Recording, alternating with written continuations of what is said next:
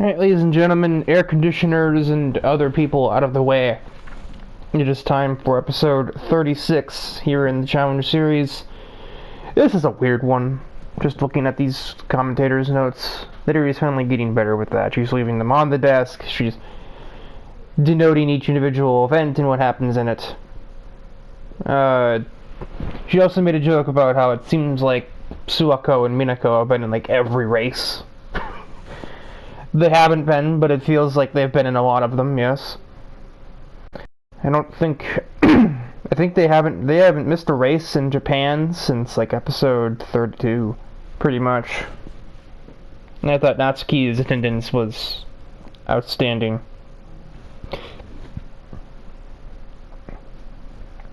I'm thinking of this little establishing shot too.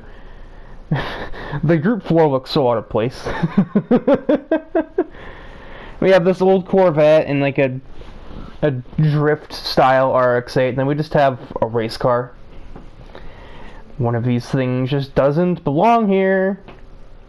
And we're getting right into it with the oddities. For the first race of this episode, we are at the Barcelona Rallycross circuit. Yeah, this is quite a big deal for the Challenge Series as far as publicity goes, because this is lining up right in front of a WRX race. Why did I just say no? World Rallycross race. Why did I say the initials? It's a Subaru race. What?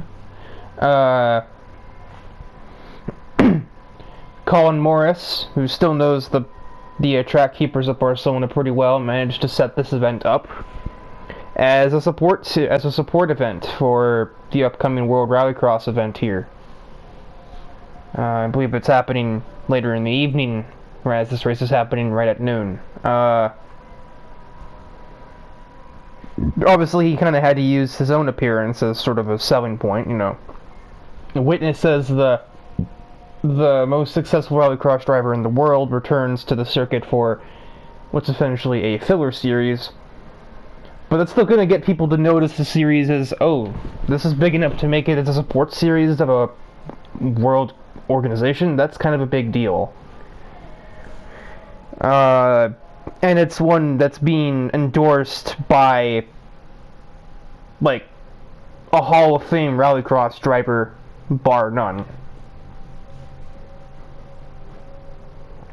You just about make out the starting grid all the way over there. Holy crap, that camera is far away.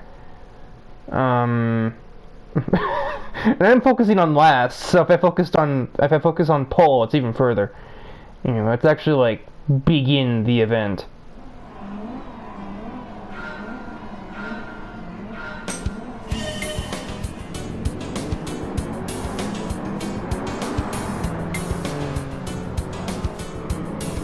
I already see one of the one new vehicle in the dirt class. This is my dad's off-road vehicle.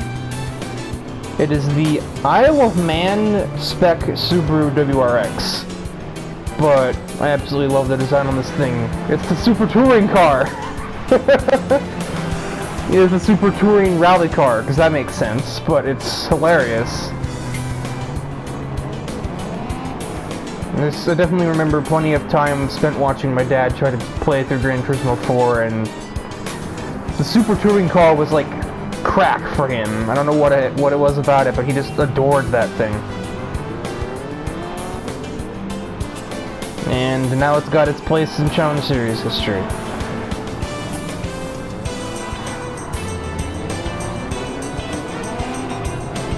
He's already made his way through half of the field, a bit of a smaller grid here, seeing as it's a rallycross circuit. Not only is it just a sort of an unknown, but it also is not a very big track. It couldn't fit a 16 or 20 car grid.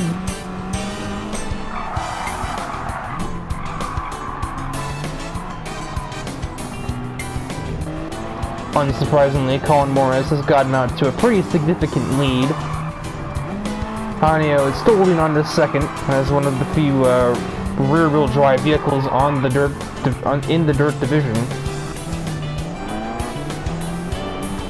If I understand, this is going to also be probably one of the last races of the dirt division for the immediate future, as we've already hit up all four dirt circuits. So there's nowhere else to go right now as my dad makes a very understeery move for 5th position, but Sato cuts him a break.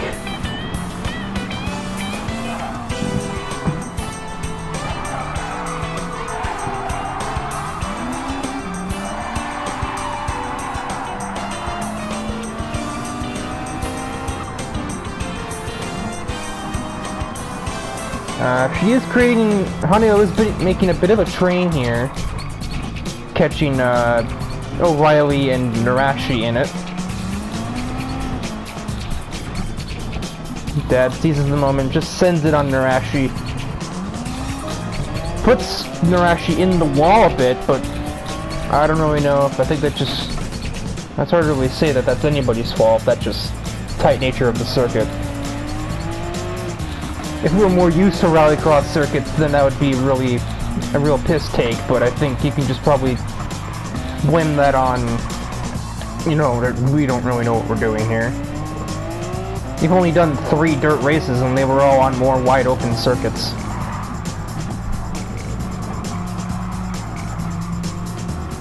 Hanyo seems startled by the appearance of my dad and just runs all the way wide, and the one dirt corner, one of the 2 tarmac corners on the circuit. Well, Dad, it's time to see. Have all of those years of the Grand Canyon and Cathedral Rocks rallies paid off? Can you overtake a rallycross legend? He doesn't quite have the same ring as a rally legend, like a Colin McRae or Richard Burns or Bakkinen.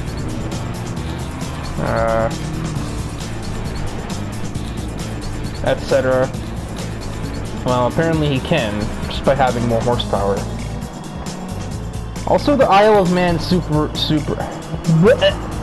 has DRS. Also, Colin's getting a little forceful. This is the Colin Morris that the bio describes.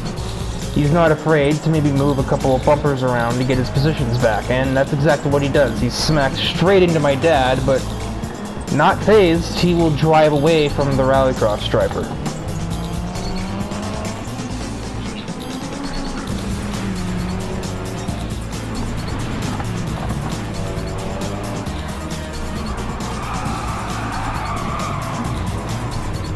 Massive understeer there, though. Obviously, if this is a differential setting that's probably set for being on the dirt, so the unexpected factor of tarmac is going to wreak a bit of havoc on this car's cornering abilities.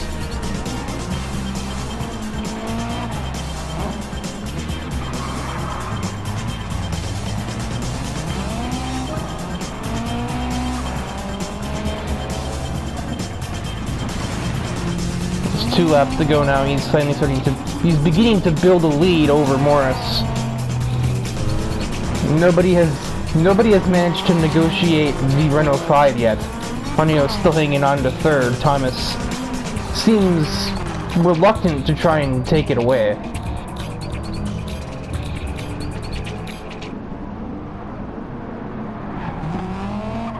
Yeah, I've been told by the drivers that are sort of maintaining the dirt division, because yes, I'm the one that okayed it, but I'm also not the only person keeping track of it either.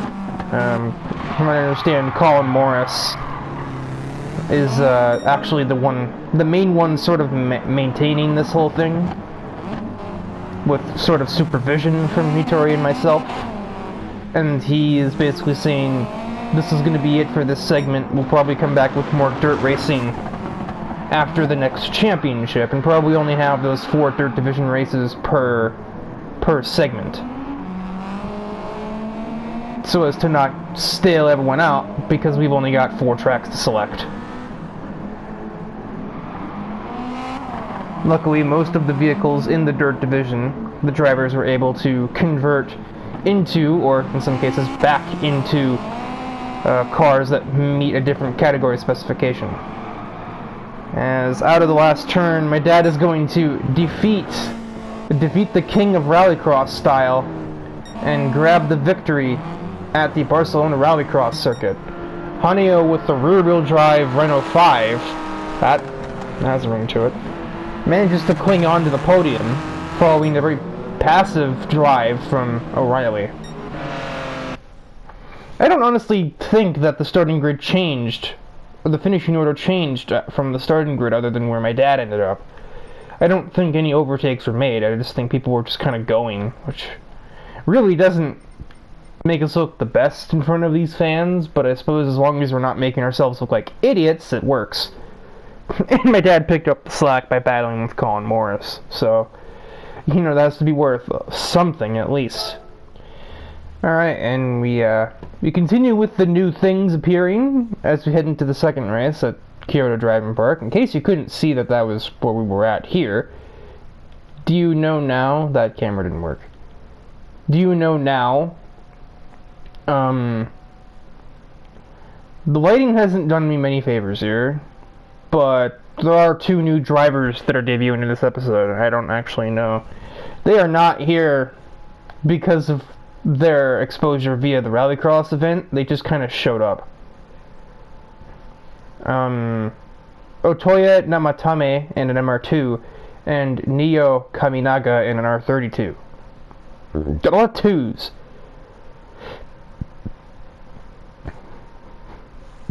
We kind of have Kaminaga's R32 with what kind of seems like a JTCC type livery going on. And then we have Namatame's car, which kind of looks like it's taken straight out of Need for Speed Underground. Which is ironic, since the MR2 was never in that game. I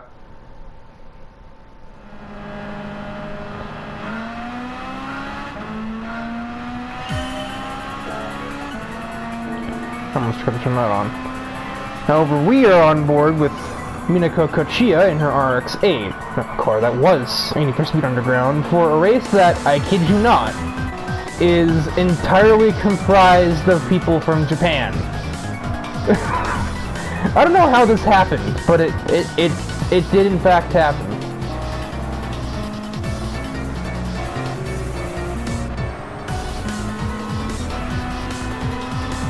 Minako's already up to 17th, maybe even 16th. She's gonna get boxed in by Mercury Racing here, and isn't gonna go anywhere, actually. Now she is. Better corner exit, she just gets both of them. Nico also just... Reen just got mugged. Outright. Now Reen is unmugging herself down the inside of Nico, but it doesn't work. Nico squeezes her at the apex and she has to back off.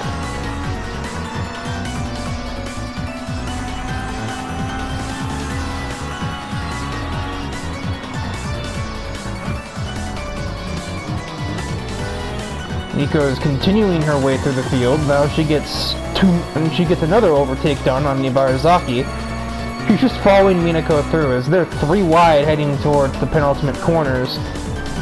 And Minako is again just going to back out, but take the outside and grab both spots anyway. And even get a third on the exit from Kosuka. And Nico cannot match that. She is hitting a wall amongst more of her teammates.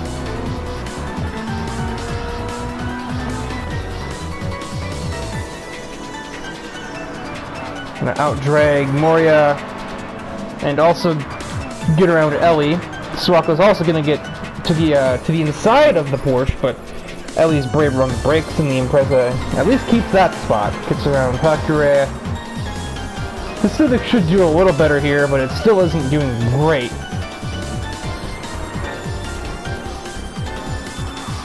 Two more places on Hitori and Natsuki. Here's a good example of somebody managing to convert their dirt class car to something else. Tenchi Harada already turned her dirt spec Impreza into a 640 class car instead.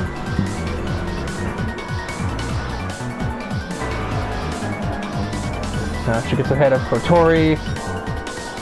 Also gets a better exit than Kaminaga. And the R32 is suffering a tiny bit.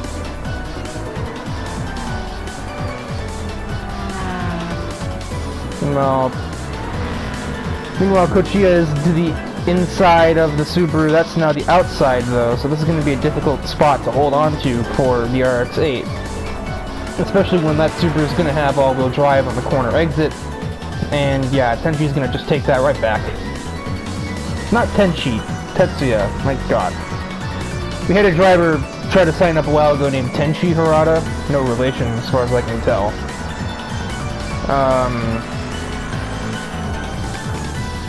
We eventually rejected them because they couldn't meet the regulations for the 640 category. They were going to run into MR2, but they just kind of couldn't because they couldn't get their car to the right spec. Unlike Namatame and Katano could. Speaking of, they have just been overtaken by the RX-8, who now moves into the lead. Still battle for second. Namatame is trying to keep that Subaru behind.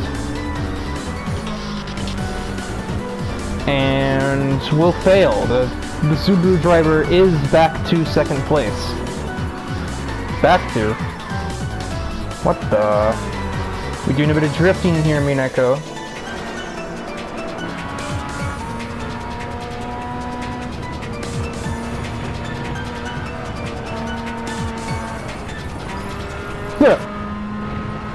Caught a bit too much of that curb and... Well, it's a good thing she's an amateur drifter.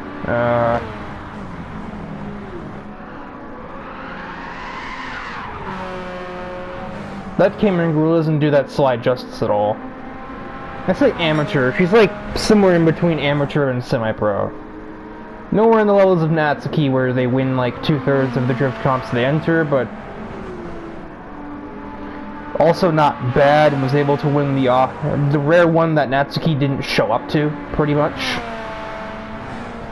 I mean, she was good enough to get an actual sponsor in the form of A1, the music group that's on her door. Right there.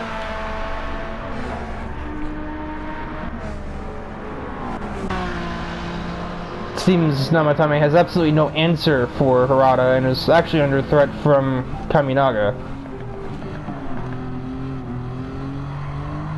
Interesting bios these two have, but there's not really much time to read them right now because, well, we've got 3 corners left to make.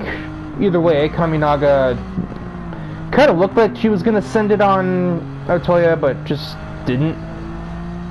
We could hear, but they just don't have the nerve, I guess. I don't know why not.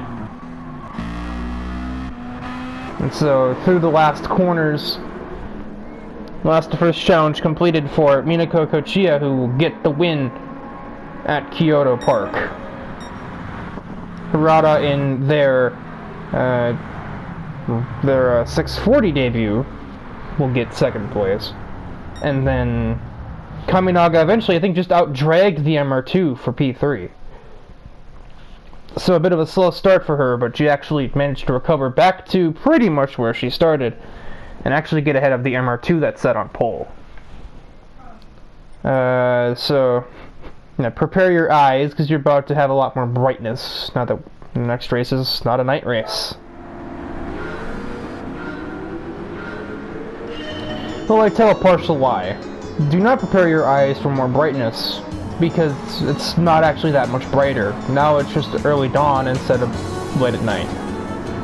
At Autopolis Circuit, 3 laps now in the 680 category, and the camera vehicle is Mary McCormick in her 3rd gen Corvette.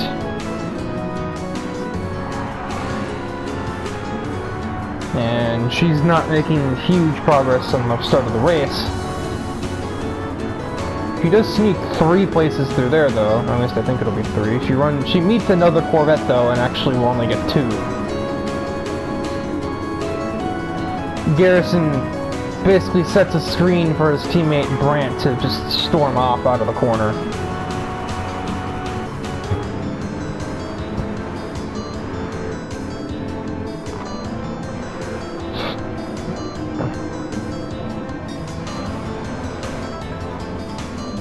Oh, Garrison thinks he's funny. He's gonna sit him on the outside of Brandt, but I don't think that's gonna get him too far.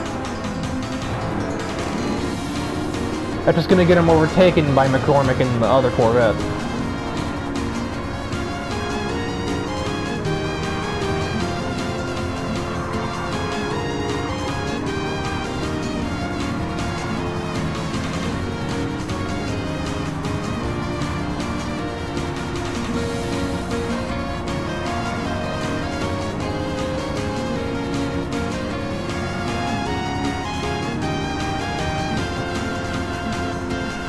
It's all very processional in the second half of Autopolis. There's no real zone to pass there. You just kind of stay too wide with somebody through that sector. And just look to the front stretch to get a better exit than them and make up places that way. Case in point. I'm gonna grab at least 4 places on this straightaway. Not gonna quite get to Hakurei and the FK8. But actually gets to his outside after a checkup from... Never mind. Well, gets to his outside, yes. Doesn't get the place because she understeers into the grass.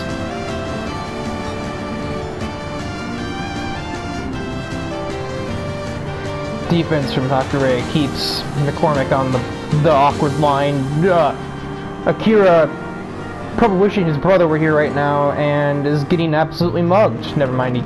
Nope, he is getting mugged. He gets done in by McCormick on the inside, and then Shoji finds himself on that same lane. He might outdrag the Civic though, just off pure horsepower, and stay in P10. In a bizarre turn of events, he kinda will. Ahead of Suwako, Prisco, who caused that checkup at turn 1. Gets one RX-7 into the hairpin, and we'll have another one to pass coming out of the hairpin. With sufficient horsepower to do so. I heard some smacking back here. Man. Okay. Oh boy. I don't think Natsuki likes that one, DePrisco.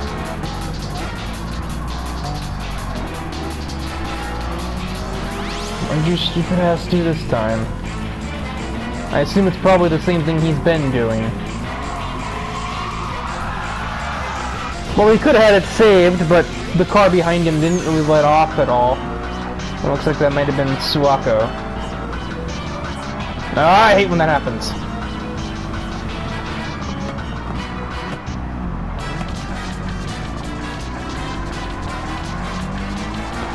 Yeah, so this one I think probably Dom had to just kind of change the way he took that hairpin because Suwako sent it on him from pretty far back. And then Suwako basically just straight lines him on exit.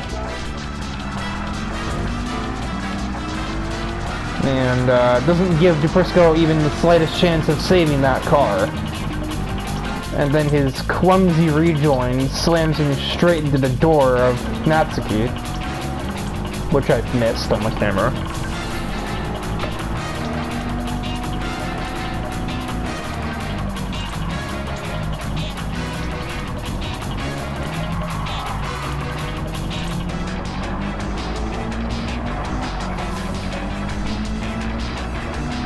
She exercises her significant car control, keeping the car from spinning on the grass, but should never have had to be out there in the first place if DePrisco opened his eyes. Apparently his headlights are the only thing that pop up and down. And I'm getting quite a bit of deja vu. It seems like DePrisco has been doing that just as much as his buddy Hansen's been doing it lately, as far as those just really not good circuit merges. McCormick is just gonna attempt to embarrass Kaoshiro on the outside, and that's a pretty smooth overtake, especially considering her vehicle didn't really look stable at all. Pretty evenly spaced between the top 3 cars of Vegas, Beck, and McIntosh. And McCormick is about to join the party as we are a little ways through the final circuit of the lap of the race. That McCormick's still sliding around the Stingray with a lot of horsepower, not a lot of mechanical grip, seeing as it's a car from 1969. But the grip is not nice. There's not much up there at all, actually. And she's pushing it too hard to try and get to the lead in what little time there is remaining in the event. Hang on to it! Oh my god.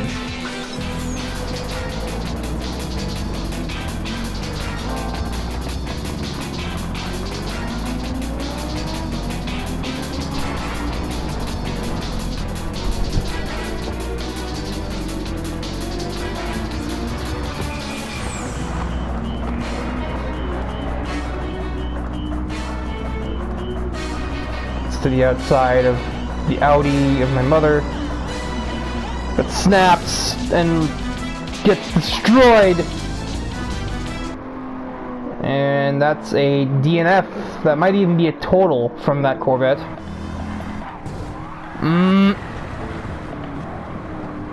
Stupid camera toggling. It gets to the outside of the Audi.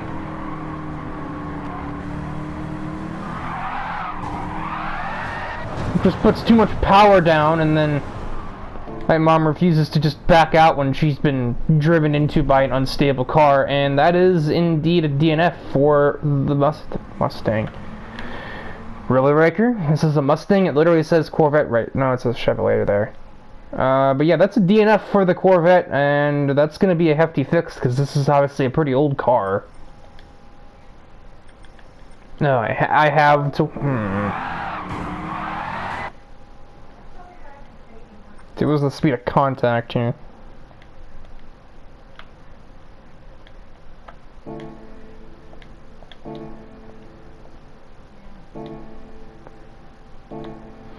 Like 70-something miles an hour right to the grill. If you're lucky, you missed anything important, but that definitely seems like it's asking for a radiator problem. Considering that would have taken that hit right to the radiator and the anything related to such. So, good luck finding a radiator replacement for a car from 53 years ago, McCormick. That's all I can say. I cut that recording too early. I didn't even show the running order at the end of the race.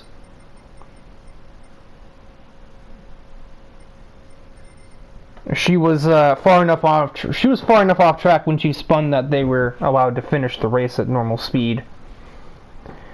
Tyler wins over my mom. Violetta Vegas, the final podium spot. Nidori, Minako, Makazato, Suwako. DePrisco still manages 18th, got ahead of John Garrison, who I think might have also spun towards the very end of the race. And obviously credited with last is McCormick, since they didn't finish at all. So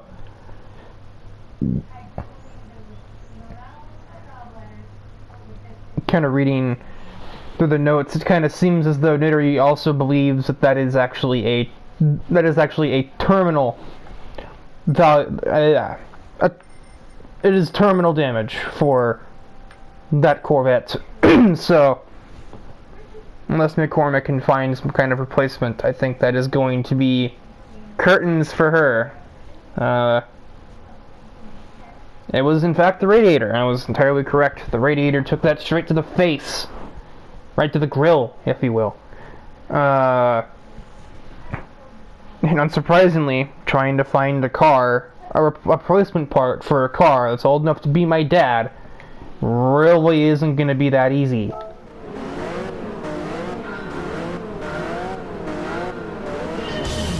You're green from the penultimate race of this episode. It is a Group 4 race at Tsukuba. Probably a little smaller than I would have picked for a circuit for this, but... Well, this was Nidori's choice. So I'm not even in this race, so it really... I tell a lie. I was totally in this race. It's just been false memory syndrome. I didn't remember myself being here, but I guess I did. Weird. That seems like a health concern. Engine audio is having a lot of fun. We are on board with Shoji Hakure and his NSX. I believe this is the first time he has run this. And he is at my bumper. And he is ahead of me. Things are progressing very fast, and I suppose they kind of have to, because believe it or not, 7 laps here at this track is not that much. That's gonna be like just over 7 minutes. The lap here can be under 7 minutes if you're quick enough, obviously. Is that how it works? Lap times are fast if you go fast. No way. I can't believe this.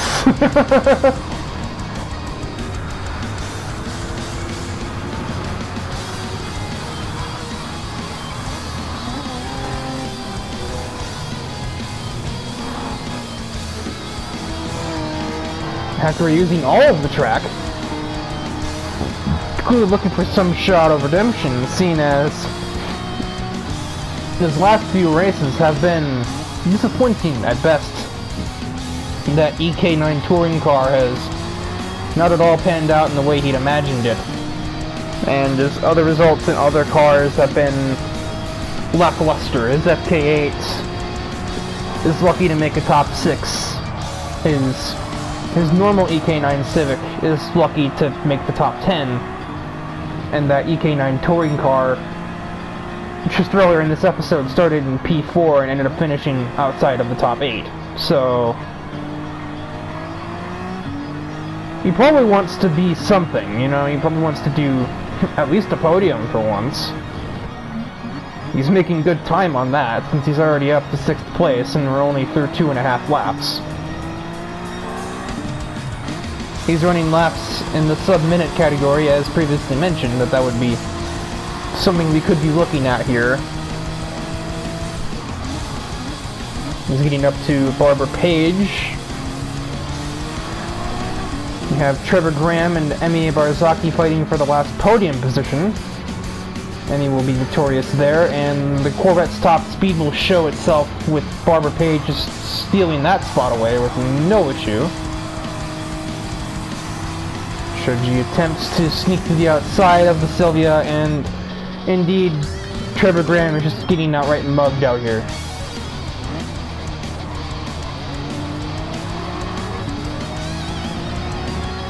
You can't have shit in Tsukuba. Nitori and Nico are the lead 2.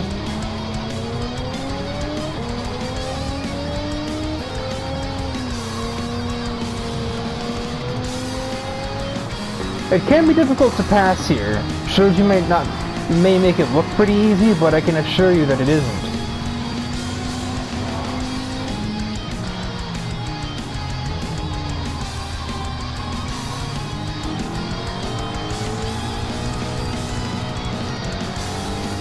I'm sure you're gonna shift sometime, my guy.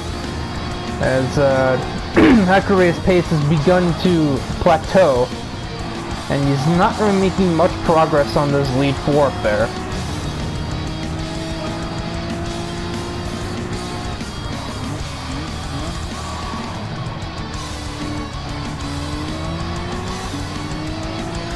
Certainly now he is. One aggressive turn 1 later, he's right to the bumper of Barbara. I can't help but notice the entire top 4 all have pigtails, or twin tails, or whatever you want to call them. They're the same thing. Shoji wants to change that, and he gets ahead of the Corvette.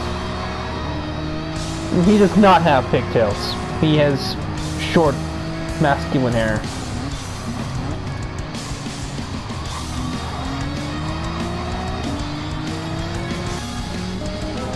And Nico had a peek at the lead there, but instead might find herself under pressure from the Suzuki Swift going into the last turn. But doesn't quite get alongside enough. And I thought it might be under threat from Shoji, but he can't quite get the exit he wanted. He will get on the brakes later though, and find himself in the back of Nico trying to get around Emi, who, in his defense, kind of broke weird into turn 1. AI did this bizarre trail braking thing that doesn't make a whole lot of sense. Nico just about turns Neri up there. People were getting quite desperate here at Tsukuba. Shoji will use her compromised exit out of turn, I think that'd be 4, to sneak into P2, and now it is only Neri left to go.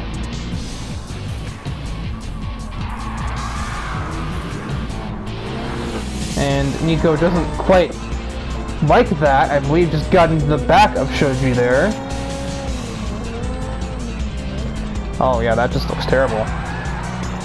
What was that, Nico? She doesn't even take the place away. She's actually going to get karma, as Emi is going to seize the moment and sneak ahead of the Super Driver.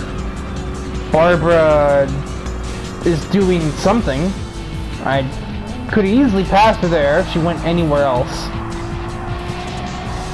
That's put Shoji some distance away from the leading Mitsubishi, but we still have 1 more lap, and I'm sure Shoji's going to be pushing the limits of that Acura Honda thing. Yeah, he is. He's even pushing the limits of the circuit itself to get back up there.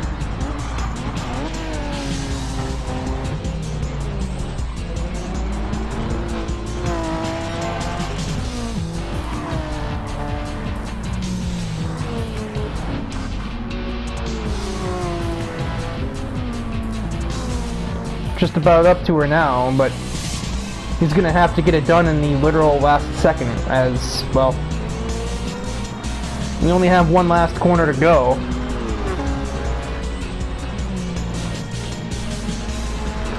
He's gonna try it anyway. Through the last turn, Nidori is out of control out there. Four-wheel drive, the only thing keeping her on the circuit. Might have to run on the outside. Who's gonna get it? It's Shoji. Barely. Let's see the margin of victory there.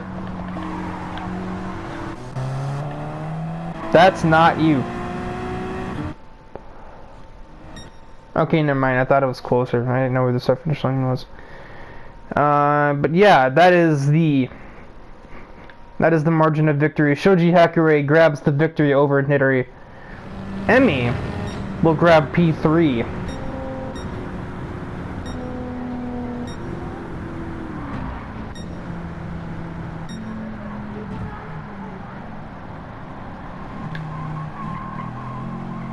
I had like forgotten that Ivan was here. I never saw her, I never saw Shoji pass him.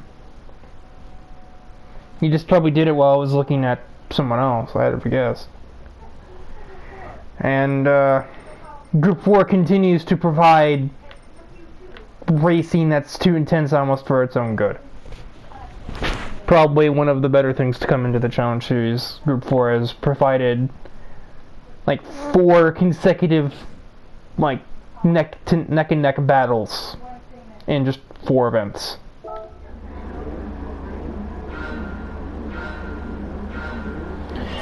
The roulette race at Red Bull Ring is green. There is a splash of moisture on the circuit, as I believe this race is basically starting right as a rain is passing. So the rain should ease up, but that'll still leave the track pretty moist. And no, your eyes are not deceiving you. That is a Group 3 car. Bright Ice has certainly gamed the system, and to be honest, I kind of deserve it for leaving such an open, like, leaving a pretty important rule so open. Oh my lord, English. It's kind of my fault for leaving such an important rule so open to interpretation. In roulette races, the rule states, when a driver's number is selected, the driver is free to choose any of their own vehicles, to participate in the event. Never actually said that it had to be a vehicle they run in the Challenge Series. And so here's Brian Ice with a GT3 Lamborghini Huracan, because he's about the only person on this godforsaken starting grid that would be able to just go and buy a GT3 race car out of whim. And he's also got intermediate tires. I don't think the track's even wet enough for that, necessarily. It's like right on the borderline. The track will be drying up by the end of the race though, so, you know. But for right now, he's eating good in the neighborhood. It looks like it could be. It looks like it could fit the Challenge Series. It's got his number, it's got some of his sponsors on it.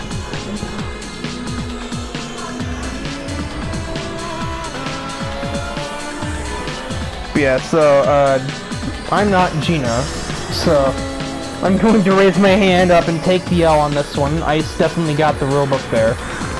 Definitely making a bit of a revision for next week when it comes to the roulette race, but for now, have your fun, Brian, because, I just got L. I just got the L.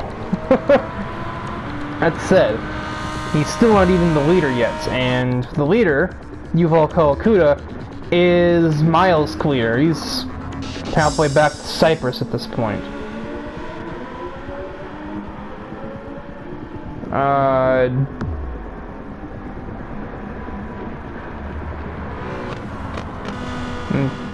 Walker is also sort of keeping that Huracan at bay, but Ice is just going to kind of muscle his way through with better tires. And better cornering grip. And now he has to catch up all this distance to catch the lead GTR, who is on sports medium tires rather than sports hard like everyone else. Almost everyone else. Some people are taking the risk. We have Marvin Manuel on racing softs, but then we have Isabella Flynn on comfort softs, Elena Johnson on comfort mediums, and Scott Weber, and Gemini, and Namatame, and Kitano racing hards for the Group 4. And yeah, Group 4s, and then Sport Tars for everyone else. It's bizarre. I also didn't know that Marvin Manuel could equip racing softs. I didn't know I owned those tires for this car.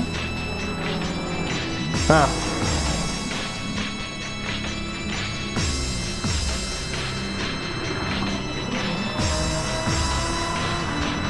Yeah, I suppose, you know, this GT3, it's gonna have plenty of cornering grip. It's got downforce at the wazoo. But the GTR actually still has a pretty big advantage in terms of top speed, due to having several hundred more horsepower, and that downforce is nothing to sneeze at, because it's basically a road legal track car on crack. A crack car, if you will. So the GTR Nismo is just like broken. It's like a real life cheat code when it comes to a supercar. How can something look this big and yet have so much cornering grip that it makes a Lamborghini look dumb? Not to mention, too, the track is drying up, which means that soon enough, the intermediates are not going to be turning too well. And some of that cornering grip advantage, you know, to the credit of the Huracan, it's just going to go to just be pointless.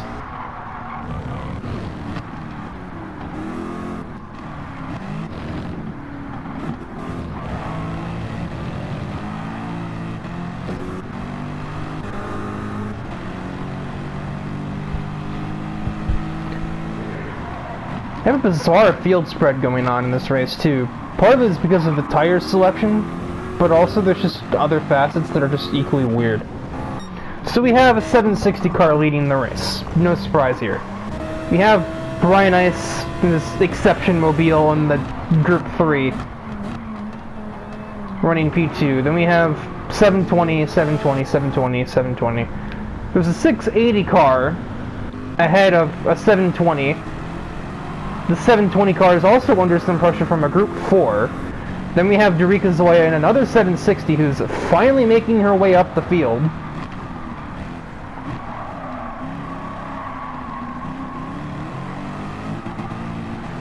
Ironically, Zoya and Kawakuta know each other and it's not a pleasant relationship.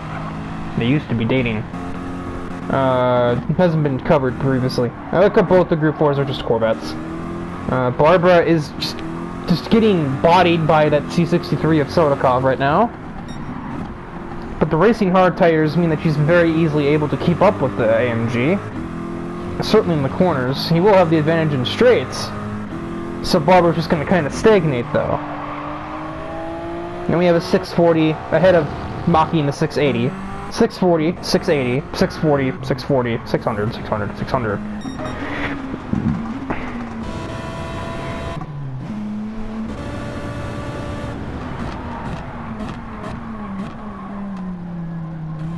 Ice is pushing his luck with braking points, so the track is now completely dry in some, if not all, parts of the track.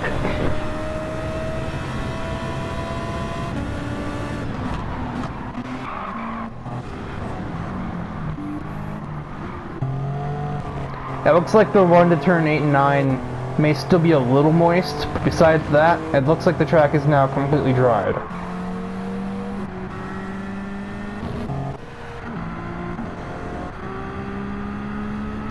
Well, gee, who's gonna win this? A 640 car on racing softs, or a 640 car on comfort softs?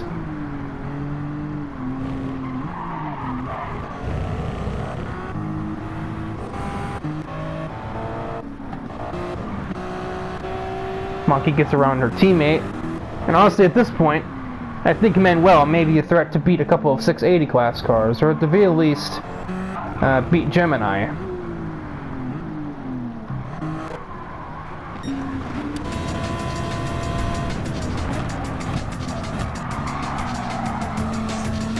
Ice is really catching Kalakuta now, which I'm kind of surprised about, considering now we're at the point where the intermediates aren't really going to be doing a whole lot to help his cause.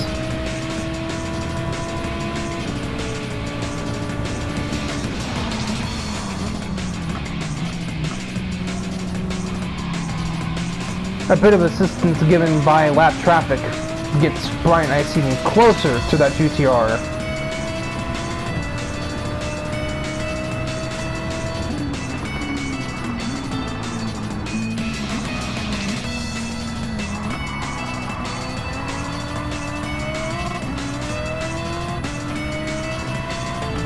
More lap traffic. This Scott Webber, though, is not going to get in the way a whole lot. It seems like we're going to have one more lap to go after this to see who's going to be the winner. Obviously, that's the whole point of a race striker.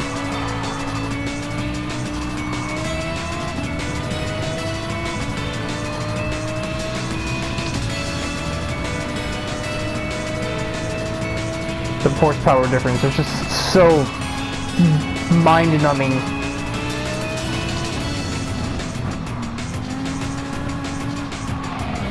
Oh, the cornering grip difference is also mind-numbing.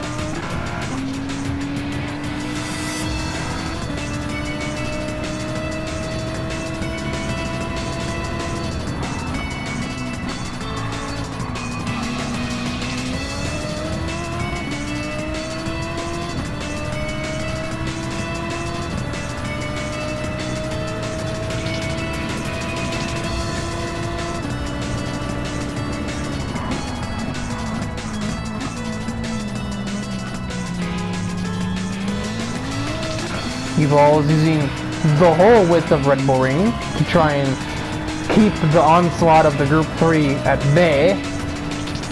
But now we're out of straightaways, so Brian Ice is going to start to reel that GTR back in.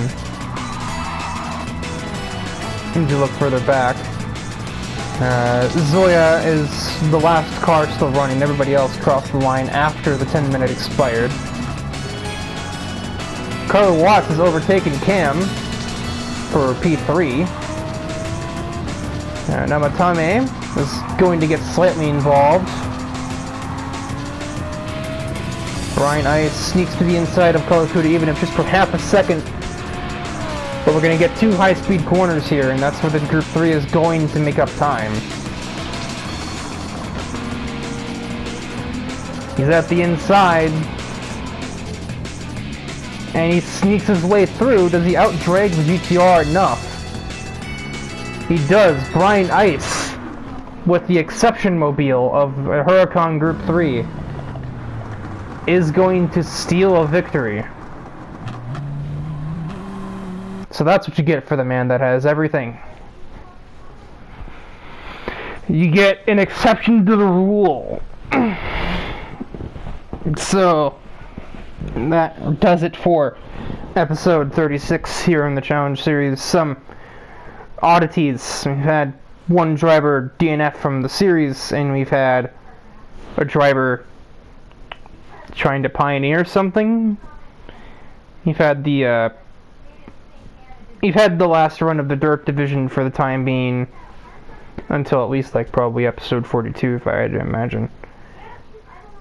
And